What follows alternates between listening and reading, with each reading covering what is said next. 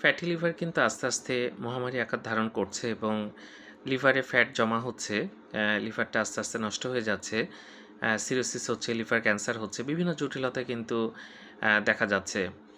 তো যাই হোক এটার প্রধান যে চিকিৎসা সেটা হচ্ছে তেল চর্বি জাতীয় খাবার বন্ধ করা। এটা না বন্ধ করে আপনি যত যাই করেন খুব বেশি উপকার হবে না। কিছু ওষুধ আছে সেটা ডাক্তারের পরামর্শ মতো আপনি গ্রহণ করতে পারেন, কিন্তু নিয়মিত আপনাকে শারীরিক পরিশ্রম করতে হবে।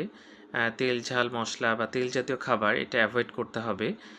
হালকা খাবার এবং দেখা যাচ্ছে যে এটাতে তেল কম, সে জাতীয় খাবার আপনি খেতে পারবেন এবং নিয়মিত শারীরিক পরিশ্রম করতে হবে। নিয়ম না মেনে আপনি যত ওষুধই খান খুব বেশি লাভ হবে না।